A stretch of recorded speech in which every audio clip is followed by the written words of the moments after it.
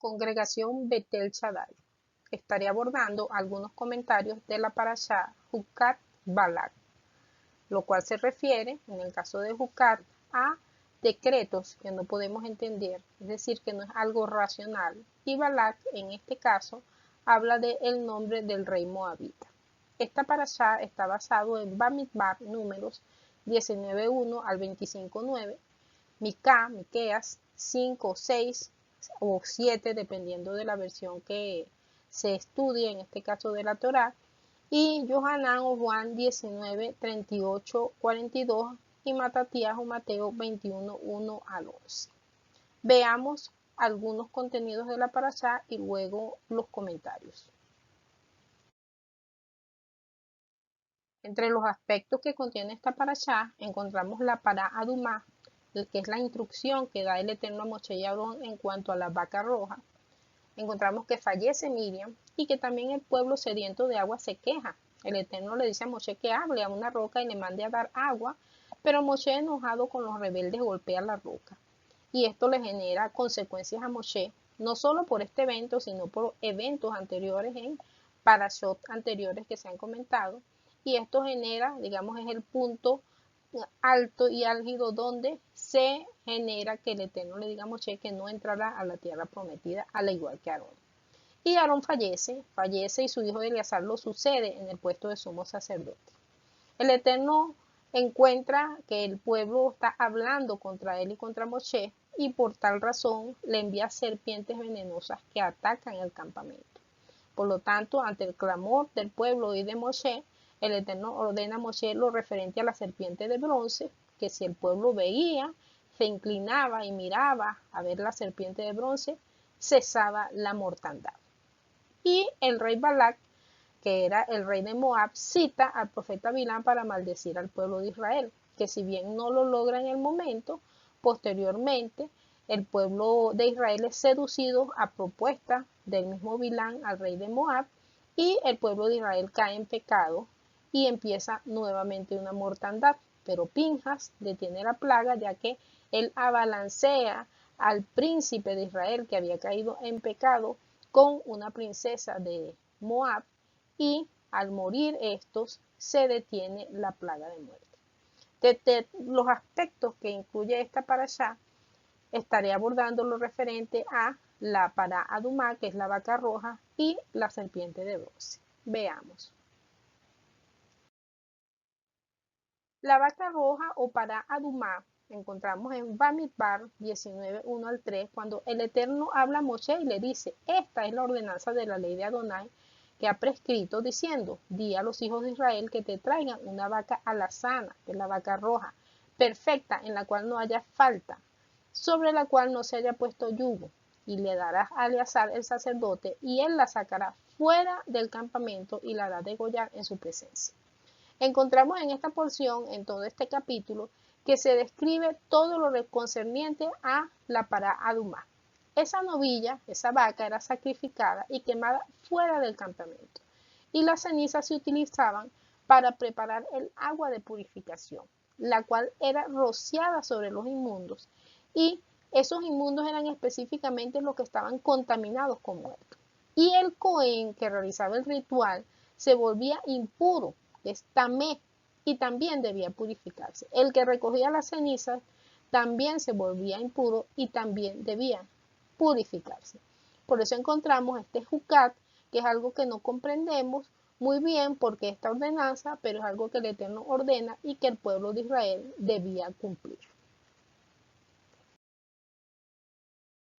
En el escrito a los hebreos, escrito por Rab Shaul, conocido como Pablo, encontramos la prefiguración que encuentra Rab Shaul en cuanto a la vaca roja, la pará Adumá y Yeshua. Y él indica en Hebreos 13, 11 al 12, que si los cuerpos de aquellos animales cuya sangre a causa del pecado es introducida en el santuario por el sumo sacerdote son quemados fuera del campamento, por lo cual también Yeshua, para santificar al pueblo mediante su propia sangre, padeció fuera de la puerta. Es decir, que el sacrificio de la vaca roja, la pará Adumá, era fuera del campamento de los israelitas. Y así Yeshua padeció fuera del campamento. Y nos indica Rab Shaul que en Hebreos 9, 13, 14, si la sangre de los toros y de los machos cabríos y la ceniza de la becerra rociadas a los inmundos santifican para la purificación de la carne, y esto se refiere a que era rociada para purificar a aquellos que estaban contaminados con muertos. Y él nos da aquí el Kol Vajomer, el argumento de mayor peso, dice, cuanto más la sangre de Mashiach, el cual mediante el Espíritu Eterno se ofreció a sí mismo sin mancha al Eterno, limpiará vuestras conciencias de obras muertas para que sirvan al Dios vivo. Entonces esa sangre aquí tiene una preeminencia porque no solamente era para purificación del cuerpo, el sacrificio de Yeshua con su sangre, sino para limpiar nuestras conciencias. Vemos una relación muy interesante en la carta escrita a los Corintios. Algunos intérpretes de esta porción se han tomado quizás una interpretación para sacar de aquí una práctica que realmente no encontramos en natural. Sin embargo, y esta es una interpretación muy personal, pero que llama mucho la atención lo que es el contexto de la carta a los Corintios. Dice Rab Shaul, y si Mashiach predicado que resucitó de los muertos, ¿cómo dicen entre ustedes que no hay resurrección de muertos? Porque de la manera que en Adán todos mueren, así también en el Mashiach todos serán vivificados, porque es necesario que Él reine hasta poner a todos sus enemigos debajo de sus pies. Y el postrer enemigo que será deshecho será la muerte. Encontramos dentro de todo este contexto de Primera de Corintios, y están los versos allí, versos 12, 22, 25, todo el capítulo es muy interesante porque habla de la muerte y de la resurrección. Y dice, de otro modo, ¿qué harán los que se bautizan por los muertos si en ninguna manera los muertos resucitan? Esto llama mucho la atención porque nosotros no encontramos en la Torá ningún verso, ninguna instrucción donde el Eterno diga que se bauticen por los muertos. Pero es que esta palabra que se traduce como bautizar, muchas veces, lamentablemente no tenemos el escrito original hebreo de estas cartas, pero nosotros encontramos y sabemos que esa palabra que se traduce como bautizar viene de términos hebreos que se refieren a la purificación. Luego explico este aspecto. Entonces dice Rab Shaul, ¿por qué pues se bautizan por los muertos? Pero dirá alguno, ¿cómo resucitarán los muertos? ¿Con qué cuerpo vendrán? Necio, lo que tú siembras no se vivifica si no muere antes. Y aquí Rab Shaul nos da un ejemplo, una ilustración con el grano de trigo o de cualquier otro grano, donde dice que tiene que morir para poder dar vida a esa planta que nace, que se vivifica. Entonces veamos un poco más amplia esta explicación.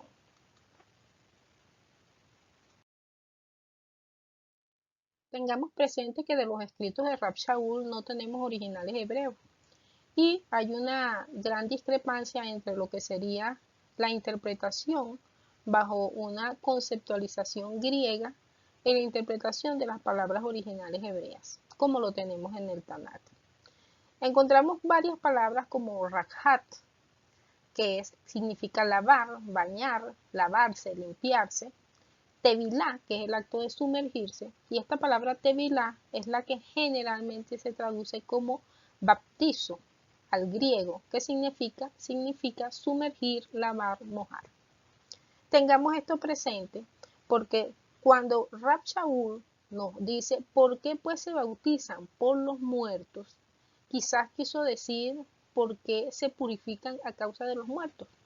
Y si se estaba dirigiendo a los corintios, quizás, no dudo, que existieran rituales de paganismo, de hacer que de hecho hoy día existen en muchos grupos religiosos y sectas, de bautizarse a causa de muertos, con la intención de darle salvación a esos muertos. Pero sabemos que de acuerdo a las escrituras, en ningún momento la purificación indica que es para salvación. La purificación en las escrituras tiene otro contexto y otra razón, y en este caso específico de esta parashá se refiere a la purificación por estar en contacto con cuerpos muertos, con muertos. Entonces, esta parashá donde Rab Shaul dentro de ese contexto nos habla de la muerte, la resurrección, y nos habla de ese bautizarse por los muertos, que quizás se refiere más a purificarse a causa de los muertos, nos hace pensar en muchas cosas. En el caso de esta parashá, encontramos que la purificación, que estará el término, debía realizarla toda persona impura, tamé es el término, contaminada con muerto. Y para purificarse, el agua del recipiente donde ese recipiente tenía las cenizas de la vaca roja que había sido quemada, era rociada sobre el impuro que estaba contaminado a causa de muerte, con un manojo de hisopo, y eso debía ocurrir el tercer y el séptimo día del proceso de purificación. Y el Cohen, el sacerdote que había trabajado en el ritual para el sacrificio de la vaca roja y la quema de la vaca para tomar las cenizas, se hacía impuro también, que es el término. Entonces el sacerdote debía purificarse. Y quizás a esto se está refiriendo Rab Shaul cuando dice, ¿por qué pues se bautizan? ¿Por qué pues se purifican por los muertos? Es decir, ¿qué razón tiene que se purifiquen? Y él en este contexto está hablando de el deterioro del cuerpo, la corrupción del cuerpo a causa de la muerte y de la resurrección.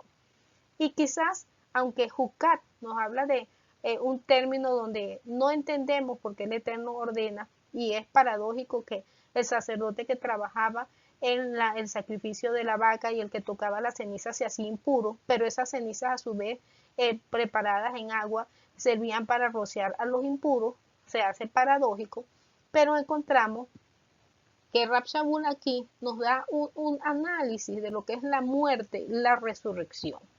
Y veamos un aspecto que él menciona en esta porción. Dice Rab Shaul, así también es la resurrección de los muertos. Se siembra en corrupción, y aquí encontramos la palabra, se levanta en incorrupción. Se siembra en deshonra, resucitará en gloria. Se siembra en debilidad, resucitará en poder. Y cuando esto corruptible fuere vestido de incorrupción y esto mortal fuere vestido de inmortalidad, entonces será cumplida la palabra que está escrita. Sórbida es la muerte con victoria. ¿Dónde está, oh muerte, tu aguijón? ¿Dónde, oh sepulcro, tu victoria? Mas Dios, gracias, que nos dio la victoria por nuestro Señor Yeshua, el Mashiach.